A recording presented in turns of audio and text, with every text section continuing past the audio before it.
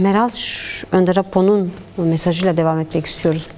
Tabii ki aslında Rojava sistemi Önder Apo'nun paradigması çerçevesinde şekillenen bir sistemdi. Ekolojik, kadın özgürlükçü ve demokratik bir sistemdi. Bu nedenle de hedef alındığını çokça konuştuk. Özellikle de saldırıların geliştiği dönemde saldırıların asıl amacının bu sistemi ortadan kaldırmak olduğunu biliyoruz. Ve 8 Mart'ta Önder Apo kadınlara yönelik yeni bir bildirge gönderdi. Özgür Kadın Bildirgesi. Tabii Önder Apo'nun mesajını iki boyutta tartışmaya çalışacağız. Birinci bölümde daha çok sorunsallığı ortaya koyuyor Önder Apo. Ve ben de bu noktada bazı konuları da açmak gerektiğini de düşünüyorum. Özellikle kadın sorununun özgürlük ve sosyalizmle olan bağına dikkat çekiyor Önder Apo.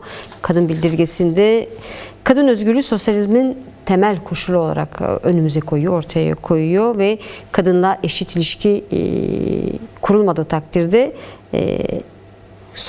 birbirinin sosyalist olmadığını da ifade ediyor. Yani sosyalist olmanın şartlarından biri de kadınla özgür ve eşit bir ilişkinin kurulmasından geçtiğini belirtiyor Önder Apo. Sen özellikle bu noktayı nasıl değerlendiriyorsun? Yani nihayetinde sosyalizmin kelime anlamına baktığımızda da toplumculuktur. Yani toplumun savunulması fikrinin ideolojileşmiş halidir aslında sosyalizm.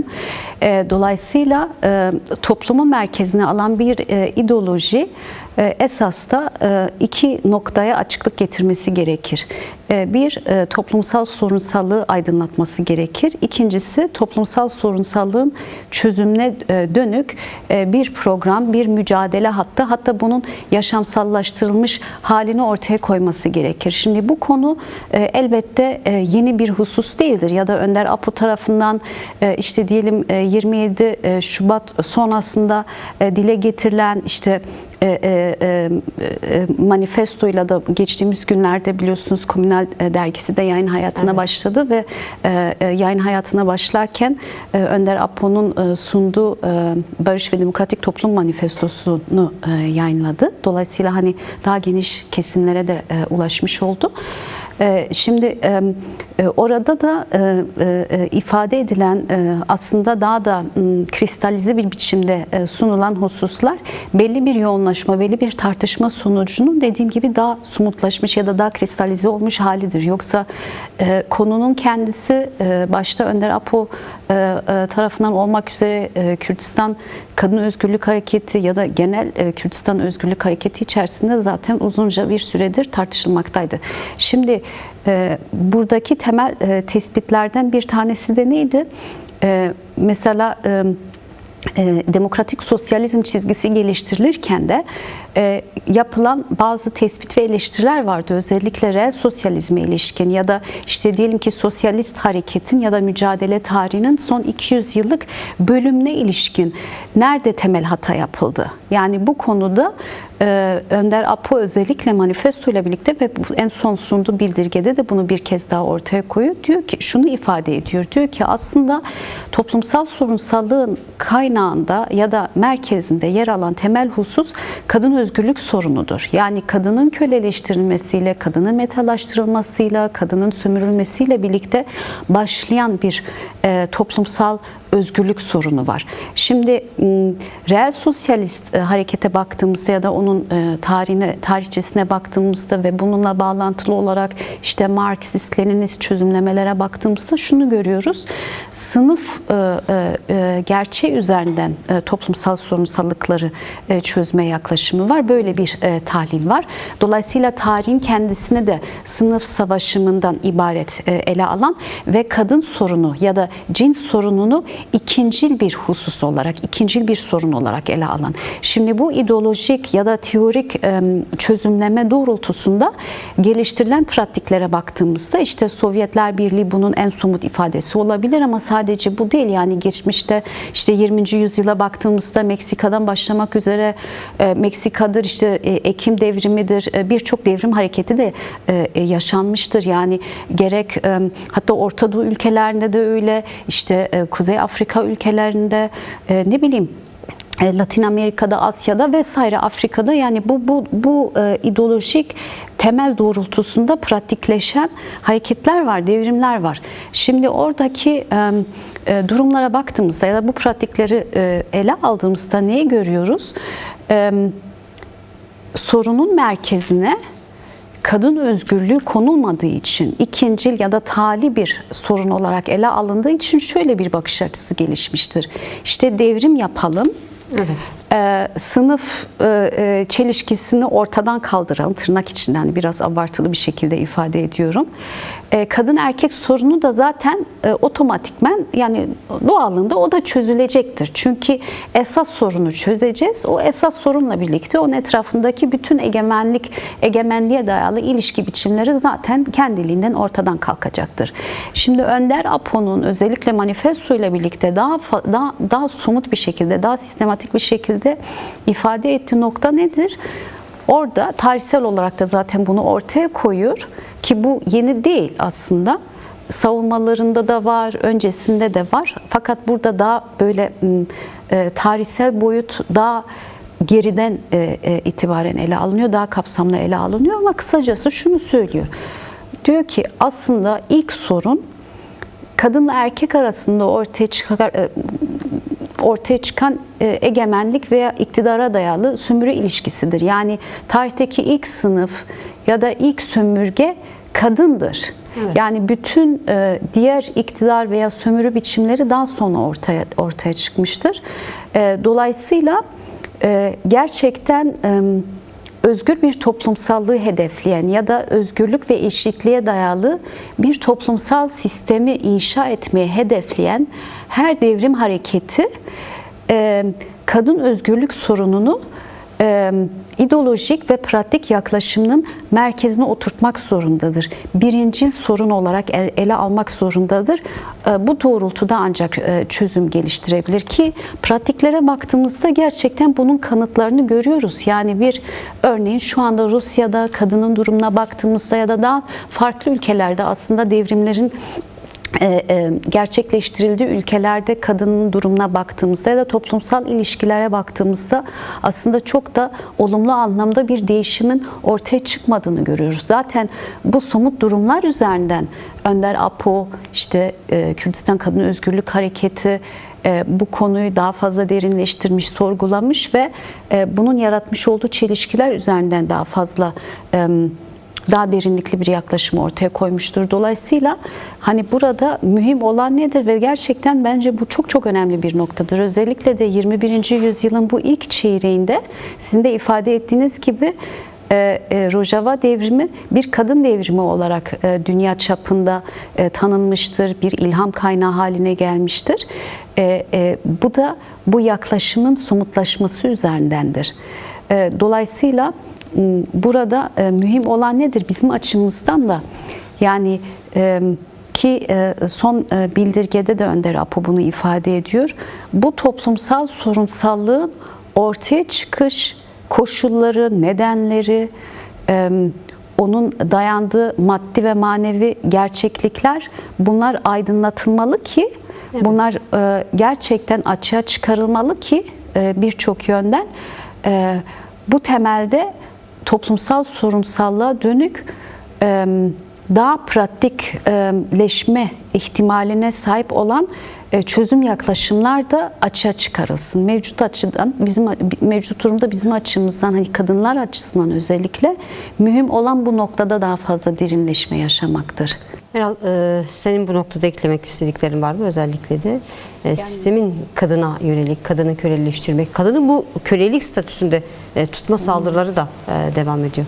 Yani Ruşen'in belirttiklerine ben katılıyorum. Yani kadın varlığının bu kadar ikilemli bir şekilde inşa edilişi sürecinin de aydınlatılmaya ihtiyacı var ki bu ikilemleri aşabilelim. Yani bir de hani kim olduğumuz, yani kimiz sorusuna bir cevap verebilelim. Yani çünkü yani kendi olabilmek için önce inşa edilmiş olan kadın varlığını aydınlatmamız gerekiyor ve burada aynen Ruşen'in de dikkat çektiği gibi gerçekten ikilemler var. Yani kadın varlığı da homojen bir varlık değildir. Çok ikilemlidir. Yani bir taraf işte diyelim ki o varlığın bir kısmı işte belki de Tanrıça çağından günümüze gelen işte kadın ana ya da komünaliteyi aslında kendi şahsında temsil eden bir boyut var.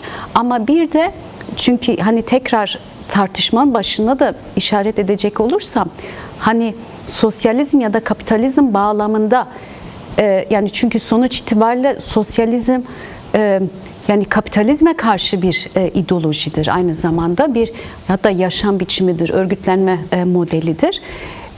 Dolayısıyla hani kapitalizm ne yapıyor? Toplumu öldürüyor, toplumu ortadan kaldırıyor, toplumsallığa bir saldırı ideolojisidir ya da hareketidir. Dolayısıyla kadını tarihsel olarak ele aldığımızda ve kadının komünalitenin oluşturulmasındaki ana kurucu rolünü göz önünde bulundurduğumuzda aslında binlerce yıl boyu bu rol üzerinden çok yoğun bir saldırı altına alındığını belirtebiliriz. Hatta kırım boyutunda yaşanıyor. Yani o anlamda gerçekten kadın kırımı aynı zamanda bir toplum kırımıdır. Yani kadın kırımıyla toplum kırımı arasındaki bağ öncelikle bu noktada görüyoruz. Yani çünkü öldürülen aynı zamanda yaşamdır. Ortadan kaldırılan aynı zamanda toplumun kendisidir ya da özgür toplumsallık, komünal toplumsallıktır.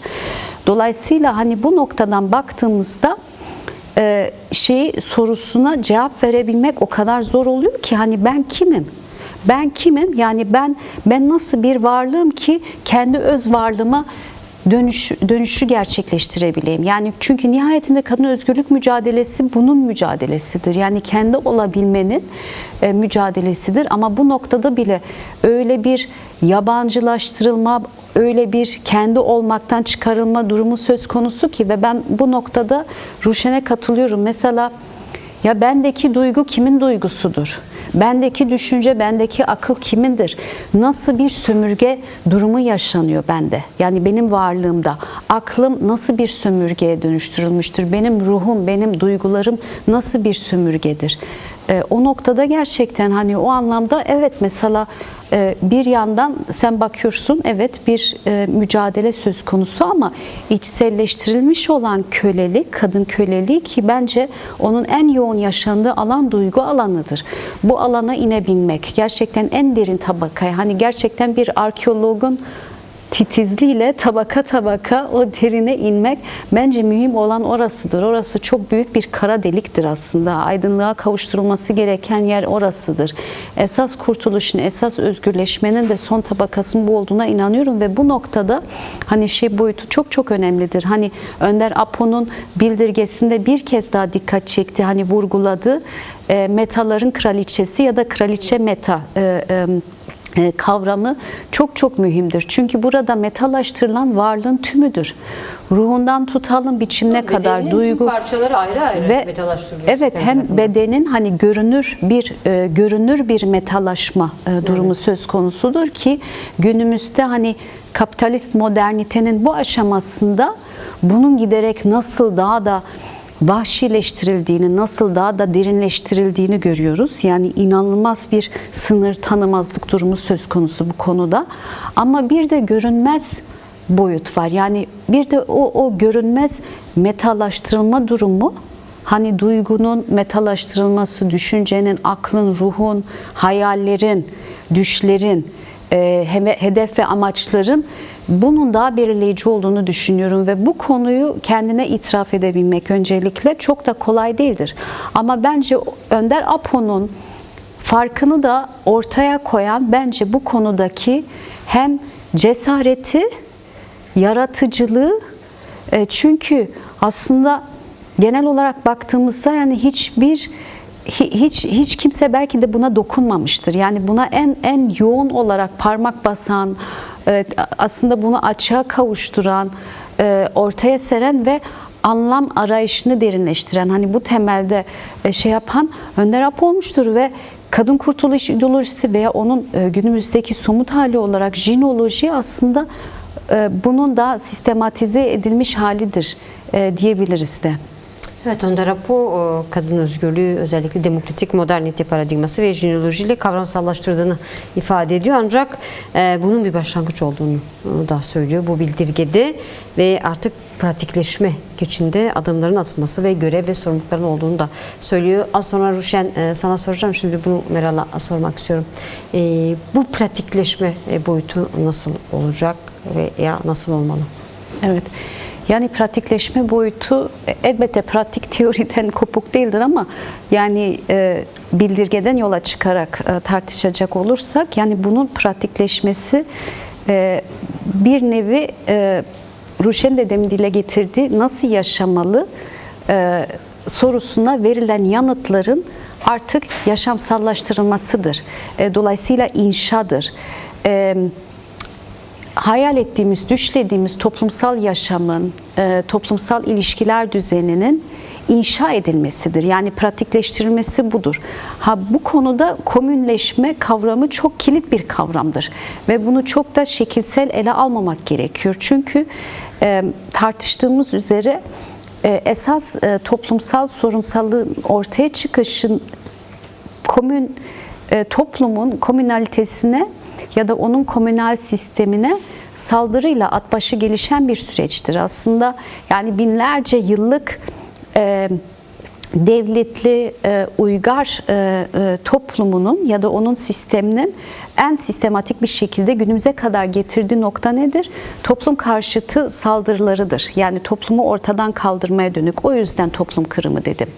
Şimdi dolayısıyla bu toplum kırım harekatı karşısında günümüzde bizim yapmamız gereken gerçekten hani toplumsal sorunsallığa somut çözümler üretebilmek için kendi yaşam, özgür yaşam alanlarımızı oluşturmamız, örmemiz, inşa etmemiz gerekiyor.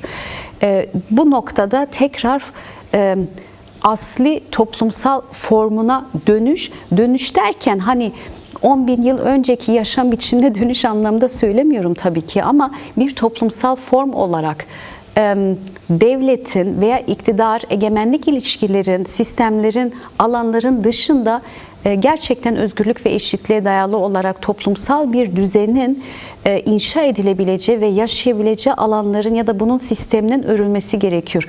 Komün derken ya da komünleşme derken kastedilen budur tabii ki. Yani yeniden özgürlük ve eşitliğe dayalı bir toplumsallığın kadın öncülüğünde inşa edilmesidir. Bu anlamda dayatılan yaşamın, dayatılan ilişkilerin, dayatılan sistemin reddiyle birlikte pozitif anlamda hani sadece itiraz, isyan, reddetme, karşı çıkma anlamında değil, aynı zamanda kendi savunduğunu inşa etme, oluşturma aşamasıdır. Pratikleşme derken kastedilen ben böyle anlıyorum. Çünkü hakikaten artık bu konuda ciddi bir bilinç düzeyi de ortaya çıkarılmıştır. Yani yüzlerce hatta binlerce yıllık kadın özgürlük mücadelesini ortaya çıkardığı bir teorik, bir ideolojik bir bilinç düzeyi var. Elbette ki şimdiye kadarki mücadele de sadece teorik çerçevede kalmamıştır. Yani bunu diyemeyiz hani bugüne kadar sadece teori üretildi bundan sonra pratikleşelim. Hayır, bu konuda bir iç içelik zaten vardır elbette ki. Ama bundan sonraki süreçte inşayı daha somut, daha sonuç alıcı bir şekilde daha sistematik hatta yürütme ihtiyacı vardır. Yani çünkü bu da zaten bir öz savunma biçimidir aynı zamanda. Çünkü saldırıların da çok yoğun olduğunu görüyoruz. Yani günümüzde biraz önce Rojava'dan bahsettik. Evet, tam da onu sormak istiyorum. Şimdi saldırılar da var aslında. Sadece Rojava değil, Bakur Kürdistan'da da kadınlara en çok devlet sisteminin saldırdığını görüyoruz. Hala yüzlerce TC aktivisti sadece kadın mücadelesi yürüttükleri için demir parmaklıklar arkasında bulunuyor. Ve kadın siyasetçiler, kadın öncüler hala demir parmaklıklar arkasında bulunuyor ve sistemin Rojava'da ilk saldırdığı ve hala da saldırmaya devam ettiği kabul etmemekle kadın boyutu olmuştu. Şimdi bu kadar saldırı içinde şimdi yaratılmak istenen sistemi öz savunması nasıl koruyacak kadınlar? Yani evet, Kürdistan'ın 4 parçasında çok yoğunluklu bir şekilde kadına yönelik, kadının iradesine, kadının örgütlülüğüne ve onun kazanımlarına dönük saldırılar var. Fakat bu yereldeki perspektifi evrensel bir açıyla da bağlantılı ele almak gerekiyor. Çünkü şu anda gerek Orta Doğu bölgesi, yani sadece işte diyelim ki şu an İran'da devam eden bir savaş var. Afganistan'daki duruma bakalım. 4,5 yıl önce orada ABD tarafından iktidar altın tepside Taliban'a geri verildi. Bu zaten en büyük kadın karşıtı saldırıydı diye düşünüyorum yakın zamanın. Rojava'da tekrarlanmak istenen de aslında budur, biraz da budur. Fakat genel olarak baktığımızda Batı'da da, İşte Asya'da da, Abyayala'da da, farklı yerlerde, mesela işte Amerika'da şu anda alternatif bir kadın profili, işte ne diyorlar buna, hatta bir hareket olarak bile kendilerini neredeyse isimlendiriyorlar. Son derece işte biçim olarak tam da kapitalist modernitenin ortaya çıkarmaya çalıştığı kadın profili, geleneksel, aileci, aslında işte Trump Amerikası'nın bir kadın profilinin de Evet. şey yapılmaya, alternatif olarak oluşturulmaya çalışıldığını görüyoruz. Yani bu yükselen kadın devriminin öncülüğünü yapan iradeli, devrimci, örgütleyici, toplumcu kadın profiline bir nevi alternatif olarak sunulduğunu görüyoruz. Yani bunlar ideolojik yaklaşımlardır aynı zamanda. Yine farklı yerlerde de, mesela şu anda Avrupa'da da neredeyse her gün kadınlar katlediliyor. Çok yani yaşamın her alanda kadına yönelik çok yoğun saldırıların geliştirildiğini görüyoruz. Şimdi böyle bir durum, hatta bunları iç içe de ele alabiliriz. Yani aslında bir ilişkisellikten de söz edebiliriz. Yani bir yandan 21. yüzyılı kadın özgürlük yüzyılı, kadın devrim çağına dönüştürmeye çalışan bir irade, bir iddia, bir örgütlülük ki Rojava bunun en somut hali. Bir de bunun önünü almaya çalışan, bir kez daha aslında erkek egemen, işte hegemon erkekliğe ve devlete dayalı kapitalist modernist sistemin varlığını buna karşı savunmaya çalışan, o yüzden de bir yani saldırı savaşını daha da derinleştiren, daha da boyutlandıran bir sistem gerçeğiyle karşı karşıyayız. Bunlar paralel durumlardır. O yüzden şimdi böylesi bir saldırı dalgası karşısında, böylesi bir saldırgan sistem ki Önder Apo bunu kasti katil sistemi olarak isimlendirdi aynı zamanda. Böylesi bir vahşet karşısında senin sadece varlığını savunman bile yetmemektedir. Yani bu varlığın aynı zamanda özgürleştirilmesi gerekiyor. Özgürleştirilmesi de somut bir inşayı gerektiriyor. Yani özgürlük teorik bir konu değildir. Elbette ki teorik altyapı önemlidir ama mühim olan gerçekten pratikleştirmek, artık kendi çözümlerini ortaya koyabilmek. Bu anlamda toplumsal yaşamı örmek ve bu elbette ki sadece kadınların kadınlar için yapacağı ya da yaptığı bir şey değildir. Burada üstlenilen aslında toplumsal bir öncülük konumudur. Bir kez daha ana kurucu unsur olma iddiasını ortaya koyan bir kadın hareketi var. Özellikle Kürdistan Kadın Özgürlük Hareketi somutunda bunu görüyoruz. Dolayısıyla burada mühim olan nedir? Gerçekten komünal değerler doğrultusunda toplumsal yaşamın yeniden inşası. Bunun yapılması gerekiyor. Yani çünkü yaşamın kendisi, toplum kendisi bir kırım harekatıyla karşı karşıyadır. Ortadan kaldırılmaya çalışılıyor. O yüzden bizim de hani belki kavramsal olarak da şeyle de bağını kurabiliriz. Hani Önder Apo 27 Şubat'ta, bu yılın 27 Şubat'ında yeni bir bildirge yayınladı. Orada da aslında bundan sonra pozitif devrim aşamasına ya da pozitif inşa aşamasına geçmemiz gerektiğini ifade etti. KJK'nin bildirgesinde de bu vardı. Belki daha sonra ona gireceğiz. Ama bu pozitif inşa kavramı bu nokta açısından da çok önemlidir. Hatta bir kilit kavramdır. Yani direniş evet mühim, karşı koyuş mühim ama nasıl yaşamak istediğimizi de bilerek bunu artık somutlaştırmak, bunun somut adımlarını inşa etmek budur. Aslında 21. yüzyılı gerçekten kadın devrim çağına ya da kadın özgürlük yüzyılına dönüştürebilecek olan odur. Yani esas perspektif bu yöndedir.